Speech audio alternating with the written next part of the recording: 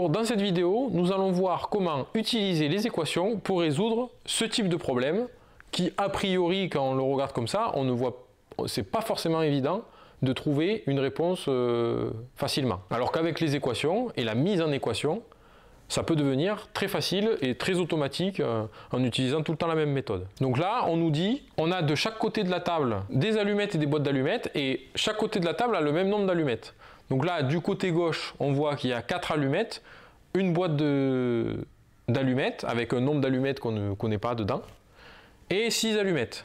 Et à droite de la table, il y a 4 boîtes d'allumettes et une allumette toute seule. Alors, dans chaque boîte d'allumettes, il y a le même nombre d'allumettes et on ne connaît pas le nombre d'allumettes dans la boîte. Et on nous demande de calculer le nombre d'allumettes qu'il y a dans chaque boîte. Alors, comment on peut faire ça? C'est quand même intéressant de se dire qu'avec les équations, on peut trouver ça assez facilement. Donc d'abord, ce qu'il faut faire, et ça c'est vraiment l'étape la plus difficile dans ce genre de problème, c'est d'arriver à mettre en équation le problème qu'on nous donne.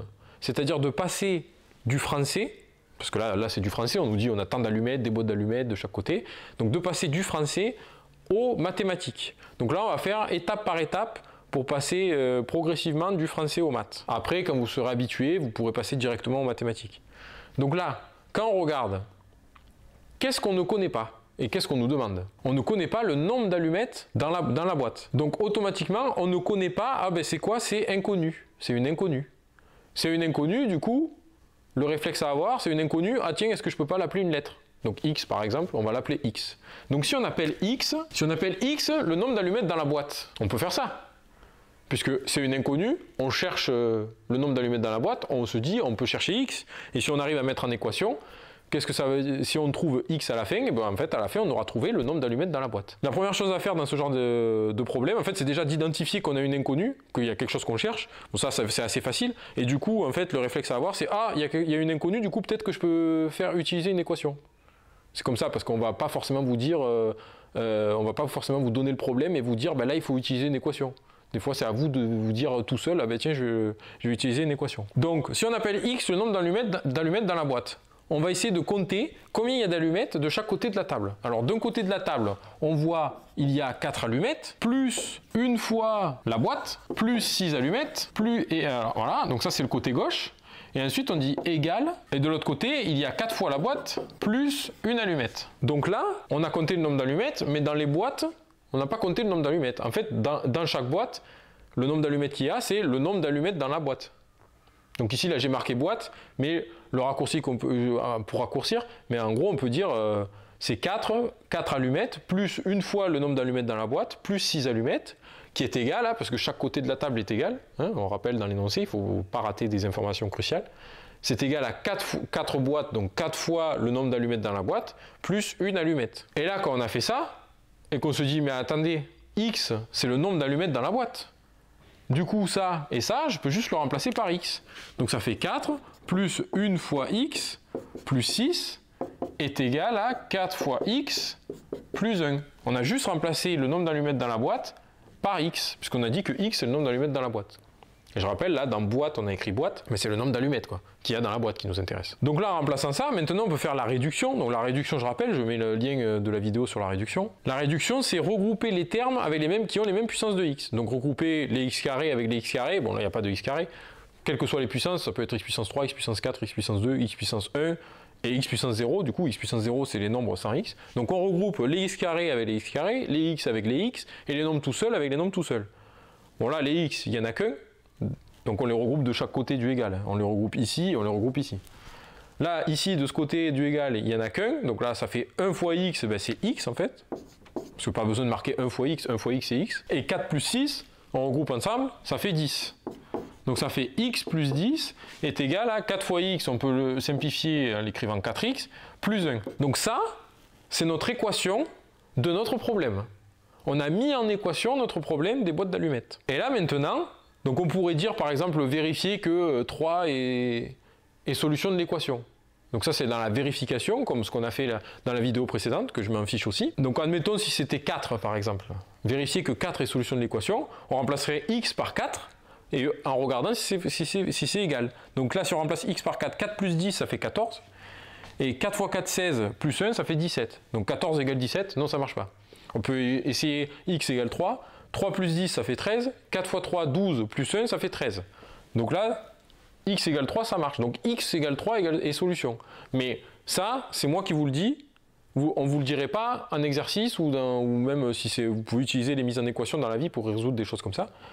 Donc vous ne connaîtriez pas cette solution. Donc comment on va faire pour trouver x égale 3 à la fin en partant de ça? Donc quand vous en êtes là, ce qu'il faut retenir du chapitre sur les équations, pour résoudre une équation, c'est isoler l'inconnu. Donc là, l'inconnu c'est x. Sauf que donc à la fin, on veut un x égal. À la fin, on veut x égale quelque chose, puisqu'on veut le nombre d'allumettes dans la boîte, donc on veut x égale quelque chose.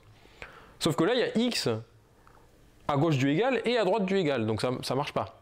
Il nous faut x d'un seul côté du égal. Je rappelle, avec le égal, que ce soit à droite ou à gauche qu'on écrit, on pourrait écrire x plus 10 égale 4x plus 1 ou 4x plus 1 égale x plus 10.